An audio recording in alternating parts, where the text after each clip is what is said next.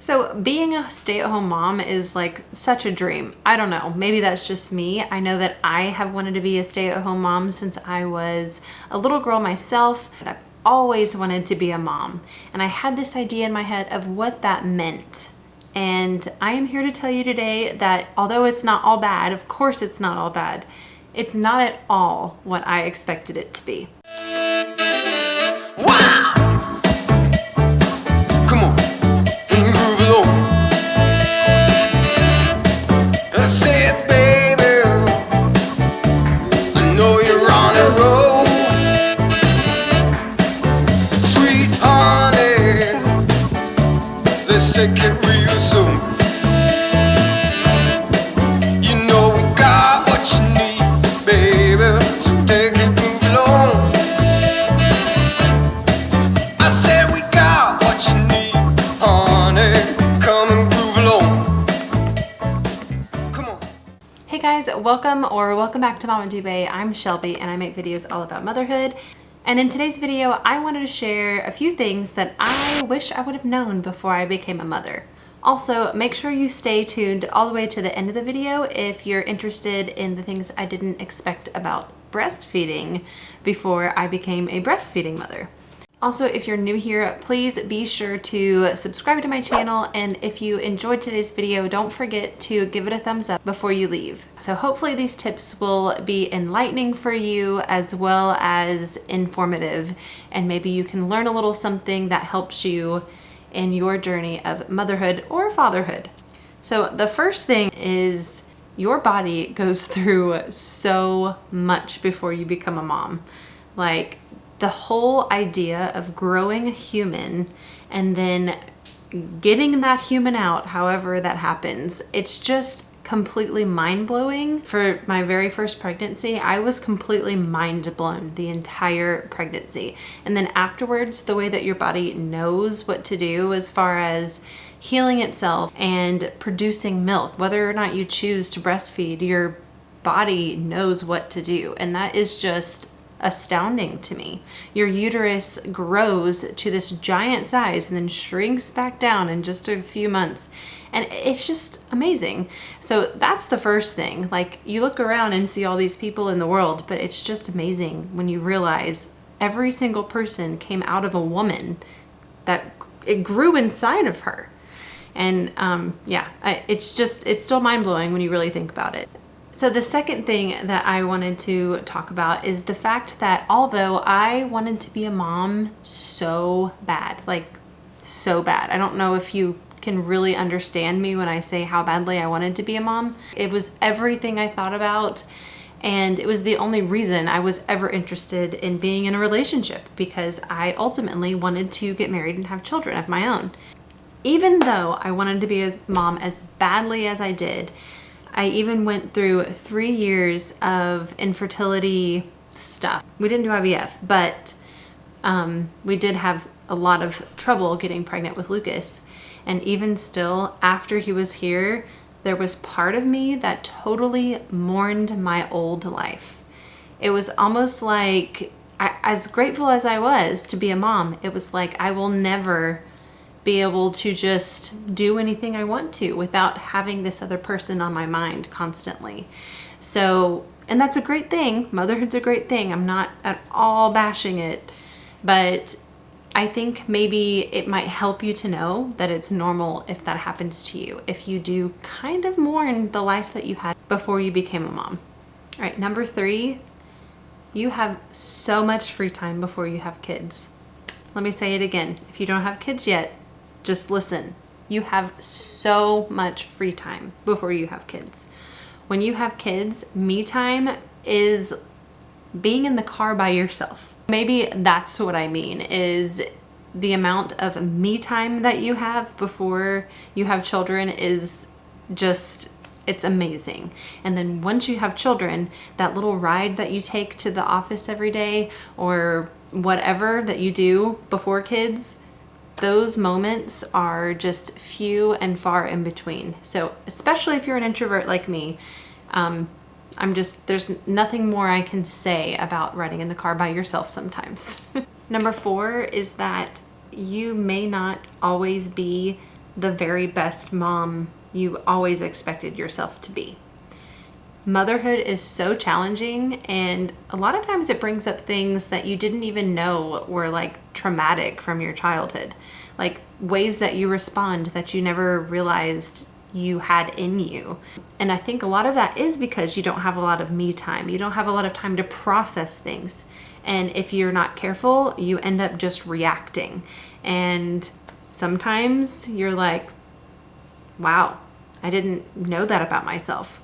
So I think it's normal to know that there might be a side of you that you didn't know existed, and it's okay. You just have to do your best, get back up and try again, apologize when you need to, and move forward. Don't live in that, oh man, I just yelled at my kids mindset. Everyone deals with these struggles. Number 5 kind of goes with number 4. And that is that you might really go through some dark times, and if you just keep going, you will get through it. So I know this is making motherhood sound really gloomy, but it's not. It's wonderful. But as the person who is always needed, sometimes times are kind of dark. It feels kind of dark. And I just wanted to say to you that you can get through it. Just keep going. And there will be light again. Look for the silver lining. Look for those little moments of joy with your children, and stop worrying about everything else, and just try your best to soak that up and feel the joy that your children can also feel. Number 6 is you will never be able to meet every single person in your home's needs and also meet all of yours as well. So I'm here to tell you, prioritize yourself some too. So it's okay if sometimes other people are slightly uncomfortable, other people meaning your children or maybe your husband, so that you can do something for yourself. It's okay. Everyone has needs, and you have to make sure that you're meeting your own needs as well as the needs of your family. And I think it's impossible to make sure that every single person is happy and content, including yourself, all the time. So prioritize yourself, choose some things that are just for you, and even if it makes someone else in your family uncomfortable, just do it anyway. It's okay to be a little bit selfish. So number 7, I just want to bring this up because I probably said it. I have heard so many people who are not parents say it, and that is, my child will never act like that. My child will never do that. I just want to tell you that you have no control over your children's emotions, the things that they say, and the way that they behave. You can train them, you can show them the right way to do all those things, but I am here to tell you, you do not have control of another human being. I hope that helps. Okay, so number 8, you will think about, talk about, and clean up so much more poop than you ever realized you would. I'm also going to add that onesies are not just for babies, they're also for toddlers who are exploring things, and I will just leave it there. Number 9, if you are the kind of person who's into schedules and routines and things like that, I am here to tell you that when you have children, it helps so much if you look at it as a structure instead of a schedule. Your schedule will always get messed up, but if you have a structure, like we nap after we have lunch, or we go to the park in the mornings, but in the afternoons we sit down and watch TV, something like that, it works so much better than at this time this is going to happen and at this time this is going to happen. Because if you think that way, you're just going to be stressed out. Number 10, for all of the parents who have newborns or babies at home, and in case you don't know this, if your baby is having multiple blowouts, making big messes all the time, they probably need to be sized up in that diaper. They don't actually have to be the weight that it says on the diaper. So just know that if they are having those blowouts and they're still in that weight range of that diaper, move up a size. Another thing that it might be is when you put the diaper on, to pull out all the ruffles. Make sure that you open the diaper completely before you put it on the baby, and make sure it's on the hips properly and there's no like funny unlevelness with the little straps. Number 11 is for you parents who have very fussy or potentially colicky babies. So colic is not a diagnosis. Colic is kind of like behavior. My baby is colicky, meaning that they cry. I don't know the criteria, but it's actually a whole lot. But I know that Lucas was definitely colicky, and colic is really a symptom of something else. So if you can focus in and try to figure out what it is that is causing them to be so fussy and work on fixing that problem, it will be much better than just trying to treat colic. Some things that you can do are probiotics. A lot of times colic is caused from digestive issues, from reflux, or a lot of gas and stuff like that. Probiotics, infant probiotics, talk to your pediatrician. But those really, really help. It made a huge difference with Lucas and helped him a whole lot. He also was a refluxy baby, and not in the sense that a lot of puke came up or anything. He wasn't actually spitting up a lot, but I could just tell he was in so much pain. He would arch his back, cry for seemingly no reason at all. And yeah, he would spit up a little bit, which is normal for babies. But come to find out, it was silent reflux, and we ended up putting him on a medication, which was totally not what I wanted to do, but we did it, and it helped a ton. With the probiotics and the medication, he became a lot calmer and happier. So try to find the actual reason for the fussiness.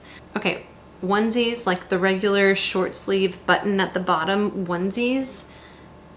Let me go grab one. Okay, so I was on number 12. And I was saying onesies, like this kind, are made so that you can fold this way and get off your baby like this. So yeah, you have to pull their arms through here, but then you can roll it down so that when your baby has a blowout, you don't have to like change the diaper and then pull it over their head and pull all of that poo over their face. So helpful tip. Just roll it down and clean it or dispose of it, whatever you need to do. Number 13, I just wanted to point out that it is very normal for lots of babies to have digestive issues through 3 months old. Their bodies are still getting used to how everything works. It's not fully developed, so gas, reflux, and constipation and things like that are very normal. Before I give you my last thing that I wish I knew before I became a mom, I just wanted to remind you that I have some things that I wish I knew about breastfeeding that I'm going to share with you right after this one. So stick around, don't go anywhere right after. But number 14 is something that I have heard a lot. I don't know if it's just very popular on social media at the moment, but the phrase that I'm about to say, it is so true. The days are long and the years are short. The days are long, but the years are short. So today specifically is one of those days. I'm just going to be completely honest with you. It's been a very stressful day, but it really helps your perspective if you remember how short the years are. Time goes by so fast. I feel like it was yesterday that I found out that I was pregnant with Lucas, my 2.5-year-old. So just remember, when you are having a hard time and you're just really feeling it, that the time is going to go by really quick. So it's temporary. That's something that really helped me get through all the colicky stuff with Lucas when he was first here. Everything is temporary. It's going to go by so fast. So just remember, the days might be hard, but the years are short. Okay, so the things that I wish I knew about breastfeeding, for those of you who are breastfeeding, I'm gonna get into now. I have 6 things that I wanted to share with you. Okay, so number 1 is that breastfeeding, although it is a very natural thing to do, does not come naturally to everybody. You have things sometimes come up like problems with latching, problems with like getting comfortable and learning different positions to hold the baby in. And then also sometimes your baby just doesn't want to wait for your milk to come in. So those first 3 days are just really, really rough because they just want to stay attached to your boob the entire time. If you want to be a nursing mama, if you want to breastfeed, I encourage you to see a lactation consultant. Go in there already knowing kind of the things that you don't want. I did have one tell me that it's okay, we can give them formula if this doesn't work out, and that really kind of derailed me at first. You don't want to hear those things when your goal is to nurse, although you want your baby to be fed. It's rough. Anyway, just remember that it doesn't come naturally, but if you really want to do it, push through those first few months. Talk to lactation consultants, talk to your doctor, talk to whoever you have to. And if you really want to do it, do your best to not quit and just try to get through it. Number 2 is all about cluster feeding. I've heard lots of different things about cluster feeding from people who I just don't think have done the research maybe, but when your baby is cluster feeding, what they are doing is they are trying to tell your body that they need more milk or they need more water. So sometimes if your baby is like getting sick or your baby is potentially getting dehydrated, maybe they're about to go through a growth spurt. Maybe it's those first few days before your milk comes in. Maybe they require more milk. In those stages, your baby is very likely to cluster feed, and they are sending a message to your body when they do that. So just try your best to do it because obviously they need more. Number 3, when you are nursing and you're in the swing of it and your baby starts sleeping through the night or goes longer stretches without needing that milk, or let's say you are replacing one of your nursing sessions with a pumped bottle of milk. If you do not go pump again, you are sending the message to your body that you don't need that milk. So just like when they're cluster feeding, they're telling your body that they need more. If you are giving them a source of milk that is not coming directly out of your boob, you're also telling your body that you don't need that milk. So our bodies are made so that we're getting those messages from our baby, and the body just knows how much or how little to produce. In the beginning, your milk supply is all over the place. So this might not make sense if you're in those first few months of postpartumness. But as you go on, all of these things really, really matter.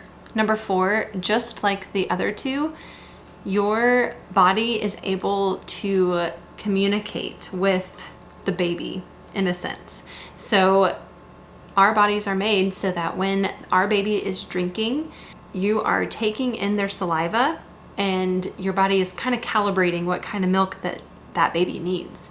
Maybe your baby needs a higher fat content. Maybe your baby's getting sick and you need to produce more antibodies for that baby, or just things like that. It's amazing how breastfeeding works. I just think it's absolutely amazing. Just like pregnancy, you grow a whole human, and then afterwards, your body is able to give your baby what it needs just by feeding it. And then number 5 is that even when your breasts do not feel very full, you can still feed your baby. Your body knows when they're suckling and when they're trying to get milk out to create milk. So don't feel like, oh gosh, I just pumped and my baby just woke up crying and now I have no milk. You do have milk. It's in there. You just might have to encourage your baby to continue to try to drink, and they might get a little fussy, but if it's their time to nurse, just keep them on the boob and more will come in. And number 6, the last one I'm going to leave you with is another poop one, is that sometimes breastfed babies do not poop every day, and that does not mean that they're constipated. This is something I learned single-handedly because Charlie poops every 3 or 4 days. It's a lot, and a lot of times we have blowouts even though the diaper is the right size. So those are my things that I wish I would have known coming into motherhood, because I think they would have been very helpful. And I am sure there are a lot more things that I could think of. So maybe I will do a part 2 to this video at some point. Also, if you are a mom and you have some things that would have been helpful to know, please leave those in the comments. I would love to share all of that with my community as well. So thank you so much for watching. That is all for today's video. I hope you enjoyed it and that you got something out of it. Don't forget to give it a thumbs up if you did enjoy today's video. Subscribe if you aren't already subscribed, and follow me on my social media listed below. I do share a lot more on Instagram than I do on YouTube. Obviously, it's a little bit easier. So if you want to keep more up to date with me and my family, that's where you can find me. With you, I can be sad with you. Just take my hand and fly.